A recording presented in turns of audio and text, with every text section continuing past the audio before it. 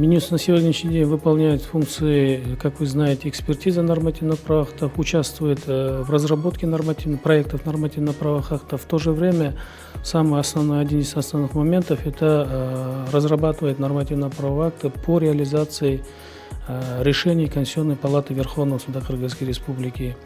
И в то же время немаловажно, на сегодняшний день активная работа ведется по правовой пропаганде, принимается множество нормативно-правовых актов, и систематизация этих нормативно-правовых актов в бумажной версии и в то же время в электронном формате ведется у нас в Министерстве юстиции.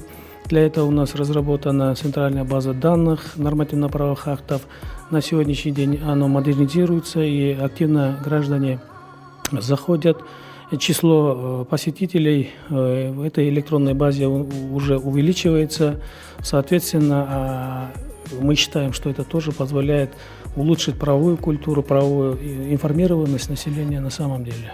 Несмотря на то, что в этом году была пандемия, несмотря на это, активно идет регистрация юридических лиц, в том числе перерегистрация, регистрация средств массовой информации, политических партий, в то же время некоммерческих организаций. Несмотря на различные эпидемиологическую ситуацию, и предприниматели, граждане пытаются улучшить свое экономическое состояние, и в этом плане работа ведется активно.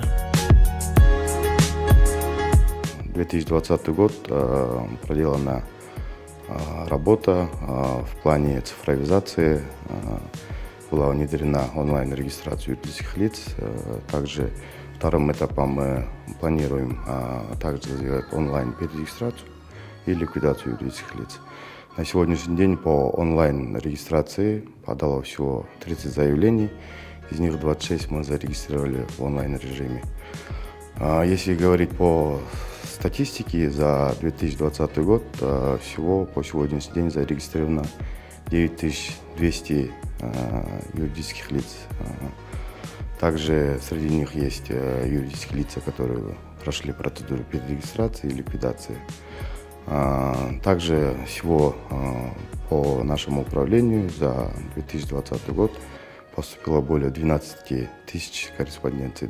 В этом году у нас внедрена электронная очередь. Это тоже для улучшения предоставления услуг нашим гражданам.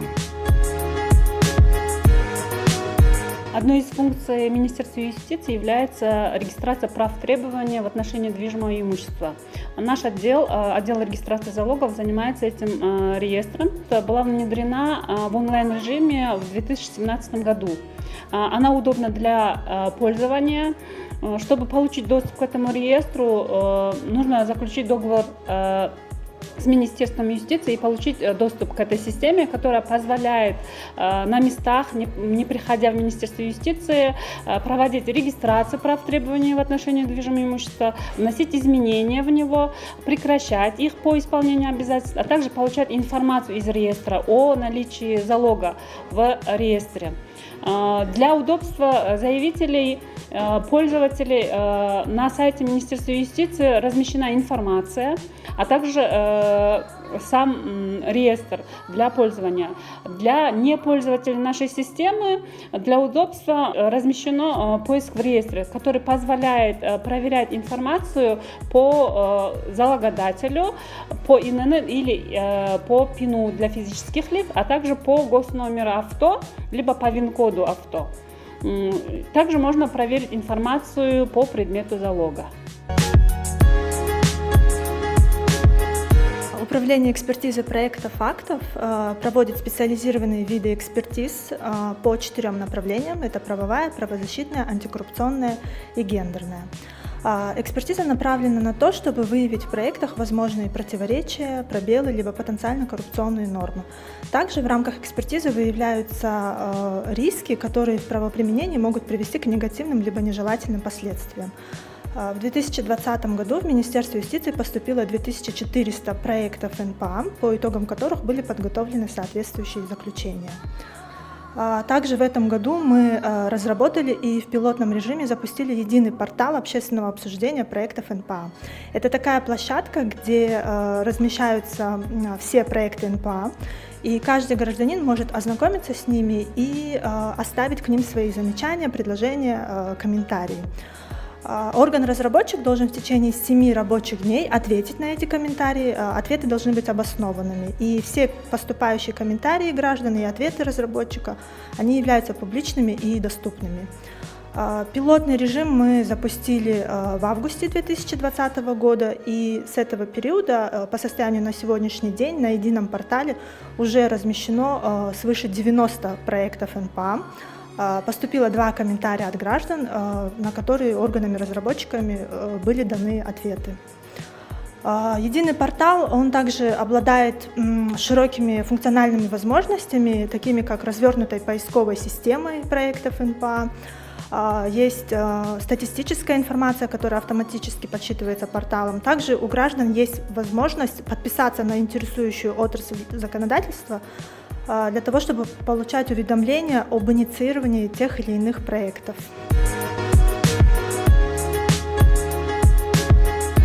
С прошлого года в рамках цифровой политики Министерством юстиции была проведена большая работа и успешно реализован проект «Электронный нотариат». Данная система подключена к СМЭ в Түндүк.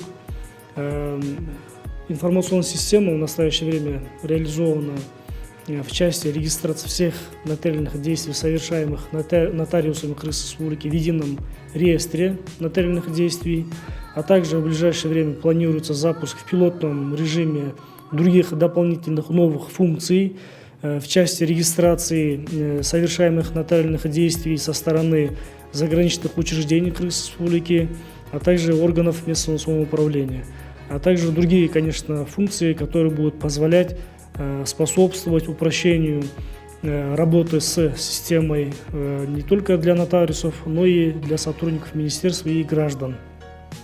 В настоящее время в реестре нотариусов значится 328 частных нотариусов, 79 государственных нотариусов.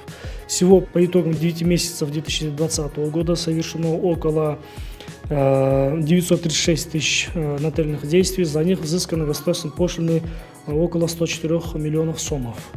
Также Минюст оказывает услуги по проставлению штампа апостиль на документах, исходящих из Кыргызской Республики, за исключением документов правоохранительных и судебных органов.